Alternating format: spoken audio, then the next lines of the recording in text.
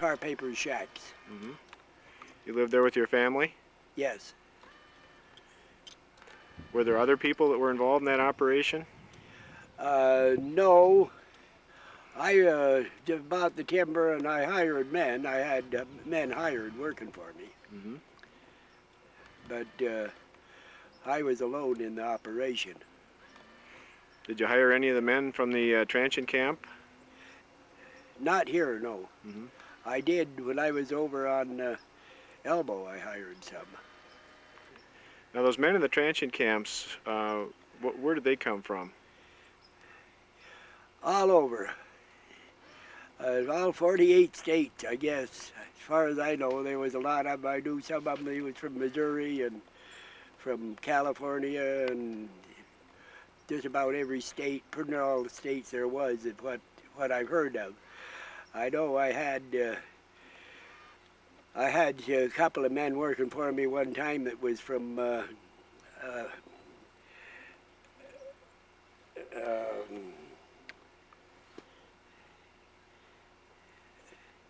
St. Louis, Missouri, and that is they come from there. From there or here, they didn't actually have a home. They were just sometimes they shipped them, pick them up someplace, and they ship them out to these camps. They were commonly known as hobos at the time, were they? Yes. Mm-hmm. They called them, before that, they were known hobos or bums, and that's what they used to be called before that. But at that time, they'd changed the name to transients. And how old were they? All ages, from, I'd say from the early 20s to some of them probably up in their 60s. I see. Or maybe older. I see.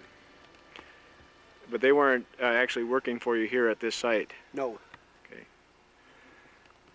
Okay, well let's go over towards the lake to a spot near where you used to get your water. Okay, now we're located on Long Lost Lake at a spot that is now referred to as Loon Crossing on the south end of the west arm of the lake. Buck, you used to come over here for water. Can you tell us where you did that?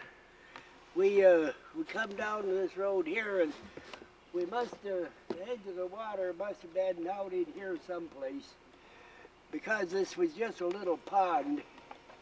Like when we got here, I'd say this takes in 3 times the area that it did.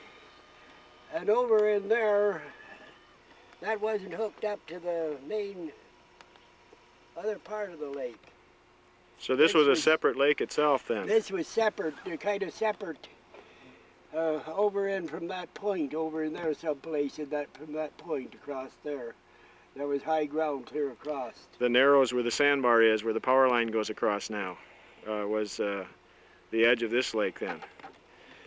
And then there's another part of the lake. I had a mill, set a mill up for another guy inside a little while over on the other part of this lake at the south end. Over on the east side?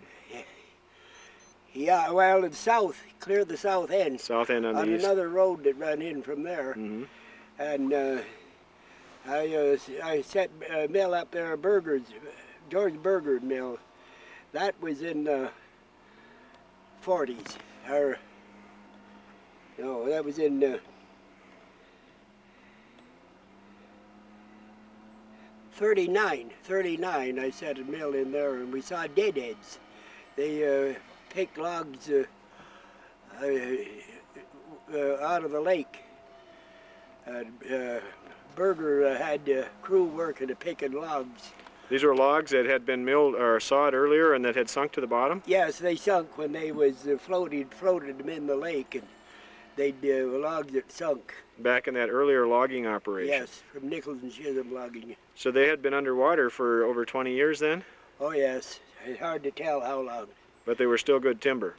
They're pretty good timber. The only trouble with the deadhead log is when you cut that into lumber, all the pitch has been soaked out of that, and it seems like a heavy dew. They just get soak the water up again like a sponge.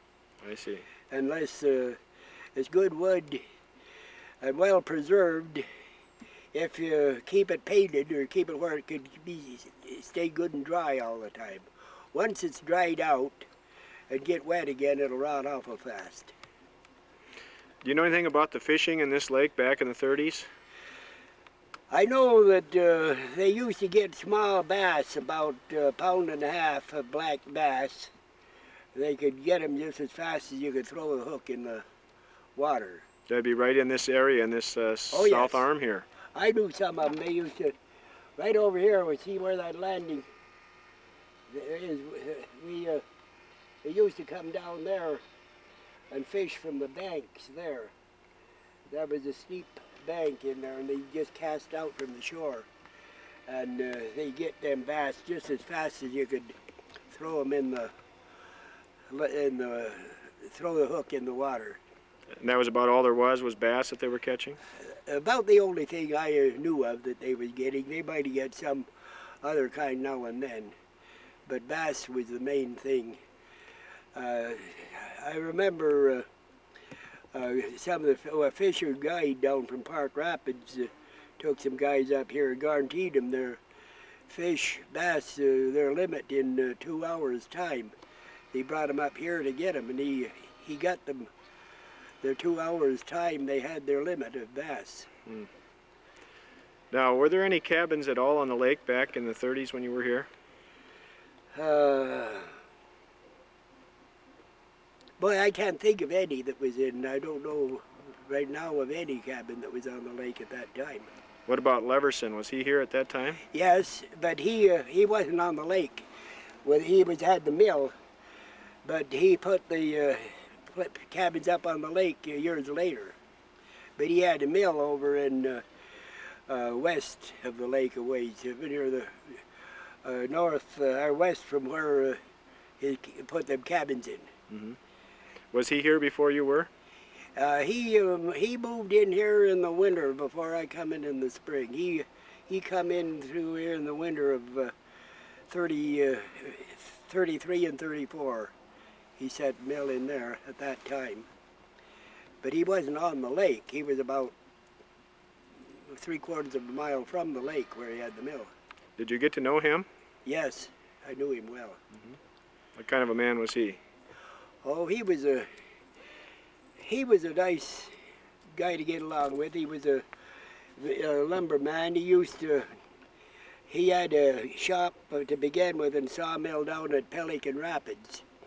And he had a carpenter shop. He was a contractor. He used to make bridges and things like that. He started out in the bridge building business, what he was in first. I think he come from Virginia when he come in here to begin with. But he was in Pelican Rapids several years before he put in the mill up here. Was he an older man than you? Oh, yes. Yes, he was probably,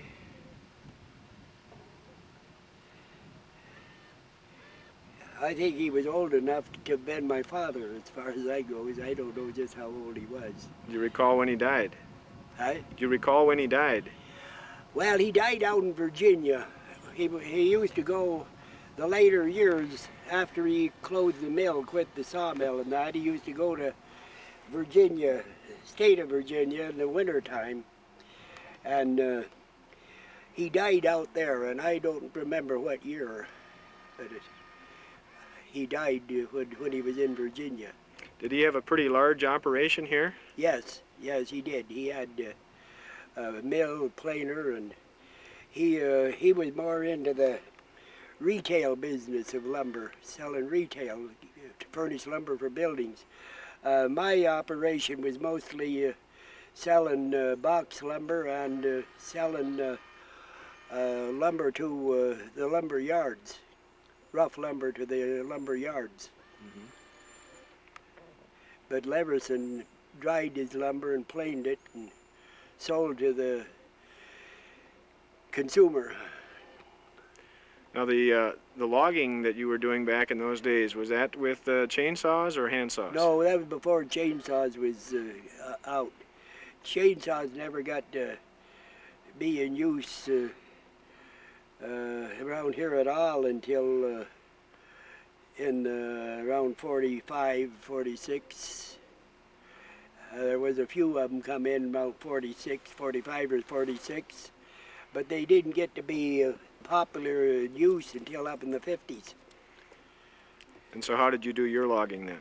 We used crosscut saws, and bow saws, mostly bow saws, and the smaller timber and crosscut saws and the big stuff. Two-man saws, some of them. That got to be some hard work then. Oh yes, everything was hard work them days. Did you use any horses for hauling the timber? Yes, yes. Then where I was moving the mill so often, we used all just horses for logging. When did you stop using horses?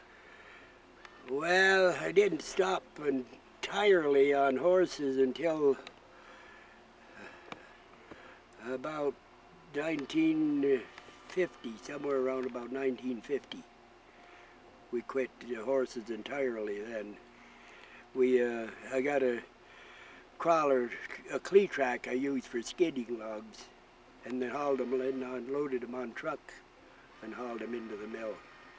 And how long did you continue your logging operation, Buck? Oh, until about 70.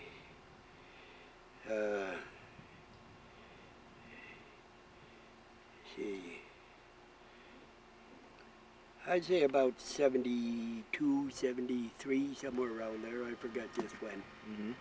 And I quit logging. And you quit your mill at that Yes, time too? About that time, yes. Mm-hmm. I used to, sometimes I bought logs, but most of the time I bought the timber and logged it and hauled it to the mill myself and sawed it. Okay. North from here, a little ways, there was, and on the east side, there was a heavy stand of jack pine when I come up here, and it was known as the Harris timber. That was all on the east side of the lake, with the exception of a little bit that was up there about where Leverson had the resort, or cabins. Leverson bought two parcels of land from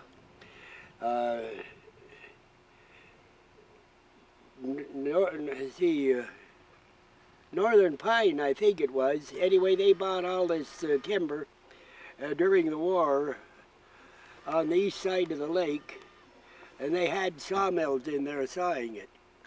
And they had several mills that was in there. It was all pretty entirely jack pine timber.